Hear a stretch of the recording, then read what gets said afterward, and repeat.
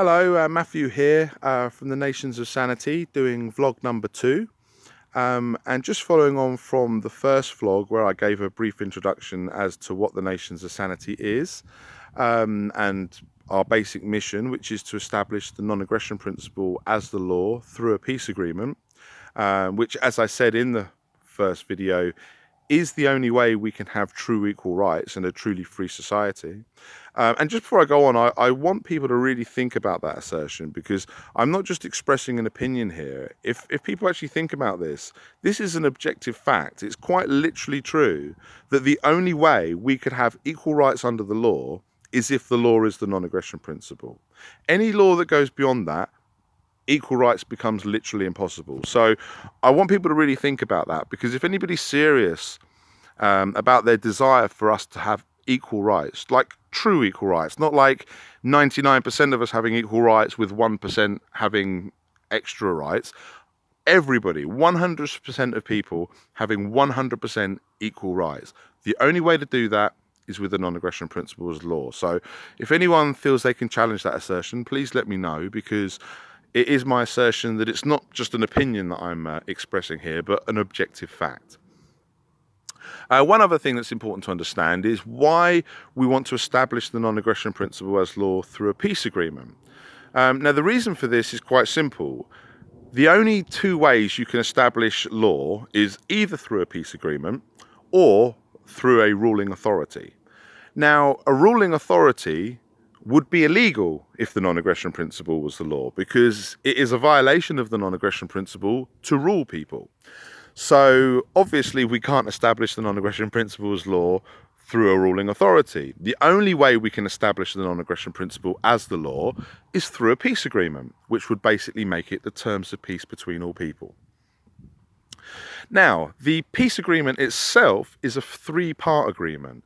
And the reason for this is when the Nations of Sanity was first conceived, it was originally just a 1-part agreement. It was just the basic agreement to make the non-aggression principle the law, which we assert would create and define a truly free society where everyone has true equal rights.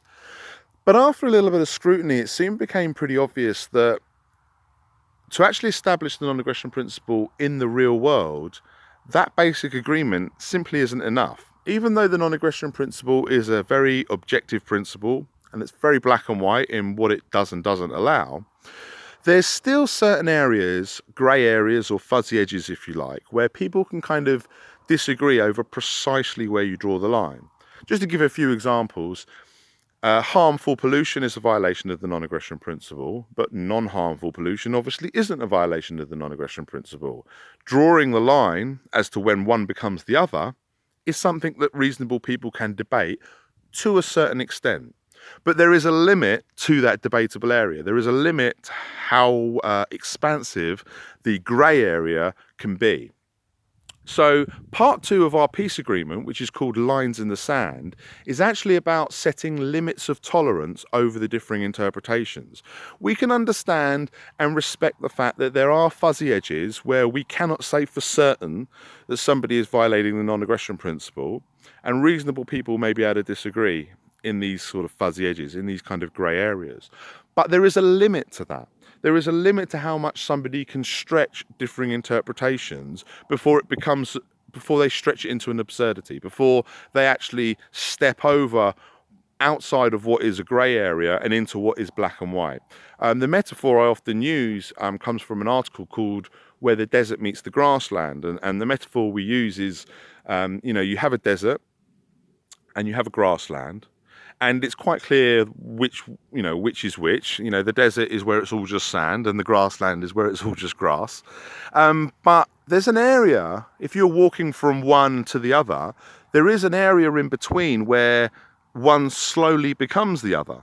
So even though you have this clear distinction between what is a desert and what is a grassland, there is still this little area in between where the desert slowly becomes the grassland, or vice versa. An area where there's a bit of grass, but there's also a bit of sand, and maybe the grass is dead. And like I say, reasonable people could disagree over whether you're in the grassland or the desert, or whether such a place deserves its own designation. So the same thing applies with the non-aggression principle. It's pretty clear when you've got a very obvious violation of the non-aggression principle, and it's very clear when you obviously are not violating the non-aggression principle.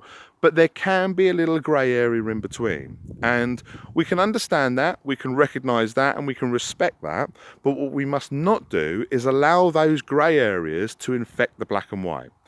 So that is the purpose of part 2. It's about setting limits of tolerance so that people can't stretch interpretations into absurdity. So there is a limit to those differing interpretations, and when you're definitely violating the non-aggression principle, we can draw a line and say, okay, now you're going too far, and this is where people can use force against you. And I want to make these videos quite brief, so I'm going to leave it at that, and I will describe part 3 in vlog number 3. But just to give you a little preview, part 3 is about agreeing rightful ownership. So just to sum up the peace agreement, part 1 is the basic agreement to make the non-aggression principle the law. Part 2 is the lines in the sand, where we set limits of tolerance over differing interpretations. And part 3, which I will elaborate more in my next video, is agreeing rightful ownership.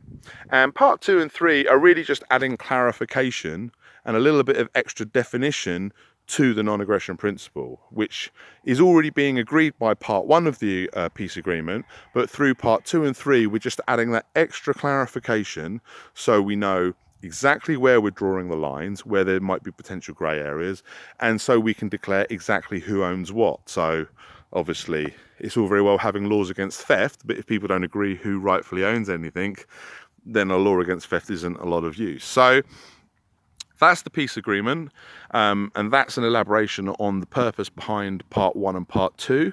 And part 3 I will go into more detail on my next video. So thank you for listening, and I hope that was all clear and concise. Thank you. Bye.